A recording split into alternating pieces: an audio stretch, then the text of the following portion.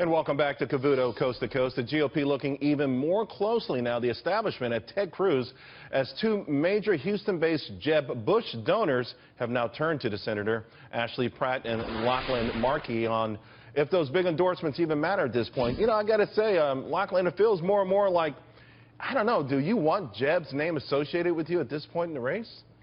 Well, I think if endorsements really mattered all that much, Rubio would still be in the race because he was running away in the endorsement game. But I think it does signal a larger shift in Ted Cruz's favor and against Donald Trump from the major supporters of in the pro-Israel community. And I think after Trump's AIPAC speech, he tried to put those fears at ease, but I don't think it's a coincidence that for the first time he was using a teleprompter, because whenever he's going off the cuff and talking about Israel, he tends to alienate a lot of people who are very supportive of the Jewish state and make up a very big part of the Republican base. So are these, maybe I'm missing something, Ashley, so are these specifically Jewish donors? How did AIPAC get into this? Well, so these two specifically, they used to be Bush supporters, and they were actually, one, I believe, leads the Republican Jewish coalition or has some influence there.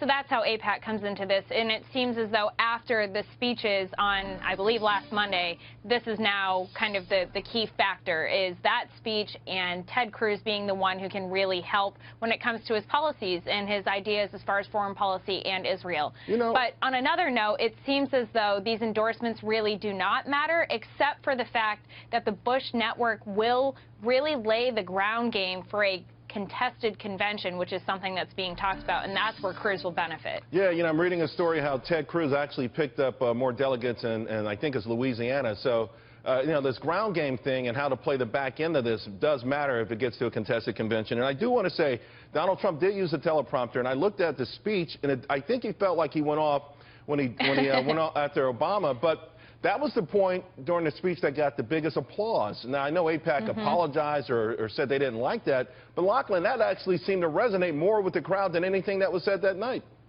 Well, I don't think it's controversial to say that President Obama has not been a particularly good friend of Israel. You know, mostly we see what his administration thinks in, you know, leaked or off-the-record quotes that end up in major publications using some very derogatory and unfriendly words to describe the Prime Minister Netanyahu, for instance. So I'm not surprised that that got a lot of applause. But on the other hand, you know, his position on Israel, like his position on pretty much everything else, seems to change depending on the day or who he's speaking to or just the mood that he's in at that particular moment. Let me break in here because we've got some breaking news. Ted Cruz was speaking earlier today, and just moments ago, he actually did speak about this battle of the wives, if you will. Let's take a listen to what he just said. Heidi has done nothing to Donald. We have done nothing to his family, and we will not. But Donald was unhappy with the news of the day, was unhappy with losing elections, was unhappy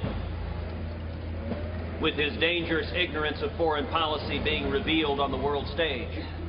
And so he decided to engage in a personal attack directed at my wife and directed at my family. I don't make a habit out of supporting people who attack my wife and attack my family. And Donald Trump is not going to be the Republican nominee. All right, that's Ashley, as close as it's come so far. Ted Cruz saying he would not support Donald Trump in a general election if he is indeed the nominee. He does not make a habit of people attacking his wife. If that's the official position, what does it mean for the race from here on out? Well, I think this is really interesting, Charles, because of the fact at the beginning of the race, the two were talking about being each other's vice president. And now all of a sudden you have Ted Cruz, who, because of this war of the wives, so to speak, really coming out against Donald Trump swinging. First time you've really seen him angry and coming out and saying, Donald, you're a sniveling coward, using very strong language to say this will not be tolerated on the campaign trail. But what about the pledge, Ashley? The pledge that the GOP ran down Donald Trump's throat. It seems to be backfiring on the entire establishment, and it feels like I'm pretty sure Ted Cruz made the same pledge. Is he going to go against the pledge now?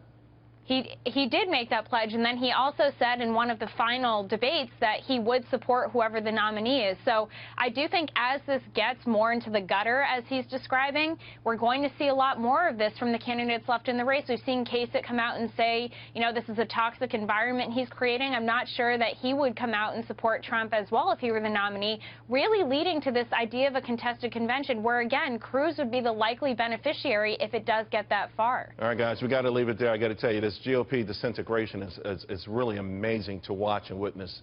Thank you both very much. We appreciate it. Thank you. Thank you.